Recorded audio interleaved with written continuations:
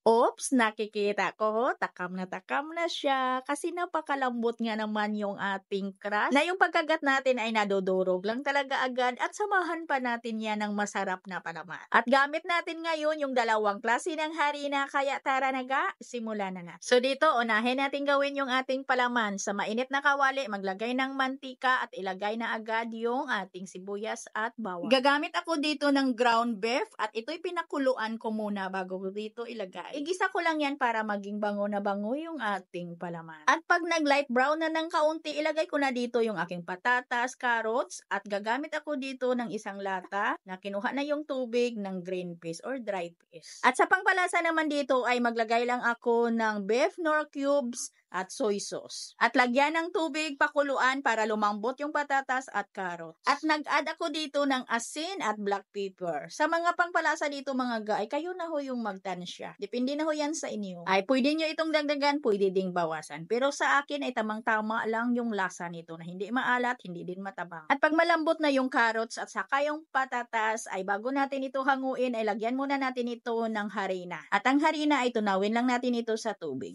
Lagyan natin ito ng harina para may kunting lapot din yung ating palaman. At ito'y optional lang naman pero mas maganda na maglagay tayo dito para may kunting kulay din or yung attractive din tingnan yung ating palaman. Naglagay ako dito ng pidada. At ngayon luto na yung ating palaman, itabi lang muna natin ito. Gawa naman tayo ng ating crust, yung ating pabalat. At ito yung sabi ko sa inyo, nagagamit tayo ng dalawang klase ng harina dito sa ating pabalat. Gagamit ako dito ng third class flour at saka yung cake flour. At dito maglagay ng asukal, asin, at baking powder. Isang piraso na itlog at tubig. Yung tubig natin dito ay tansyahin nyo lang talaga kasi hindi naman tayo magkapareho ng brand ng harina na ginagamit natin. At tunawin ko lang yung mga dry ingredients bago ko basahin dito yung harina. At masahin lang ng mabuti hanggang sa mag-well combine, hanggang sa mabasa yung ating harina. At lagyan ko ito ng refrigerated margarine. Pwede talaga tayo ditong gagamit ng pure butter. Pwede ding shortening, pwedeng margarine kung wala talagang budget. At masahin lang natin yan ng mabuti hanggang sa magkaroon tayo dito na parang dough. At kailangan natin dito ng firm na dough, kaya dito sa ating misa ay masahin natin ito ng mga 5 minuto. Kailangan lang talaga natin na isiksik yung ating dough para hindi mapunit pag ito'y ating pinalapad. Pag nalagyan na po natin ito ng palaman. At okay na ito mga ga sa loob ng 5 minuto sa pagbagnod-bagnod natin dito. At iris muna natin ito bago natin ito putulin. At pagkalipas ng 30 minutos ay medyo malambot na ho yung ating dough ay pwede na natin itong putulin. Pwede na natin itong lagyan ng palaman. At medyo malaki yung putol ko dito, nasa 50 grams. At pagkatapos putulin ay figurahin ko lang ho yan. At pagkatapos figurahin ay pwede ko na yung palaparin, pwede na yung lagyan agad ng palaman kasi malambot lang naman yung ating dough. At nagdas lang ako dito ng kaunti lang talaga na harina. At sa pagbalapad natin dito ay hindi lang masyadong malapad yung ating crust.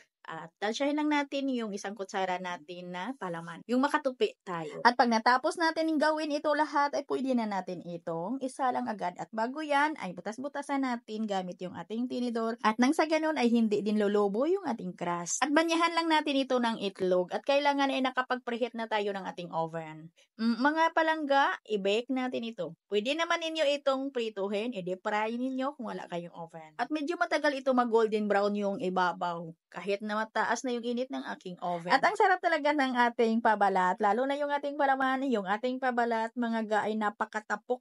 Tapok yung tawag dito sa amin, yung bang marupok na yung madudurog lang agad pagkagatin po natin. Yun po yung tawag dito sa amin, yung tapok. At kahit na ito'y lumamig pa, ay hindi talaga kukunat yung ating pabalat. At hanggang dito lang yung ating video. Maraming salamat at bye-bye. Sana may natutunan po kayo at pwede talaga natin itong gawing pang negosyo. Itong akin mga ga ay pang merienda lang ito namin. Bye-bye!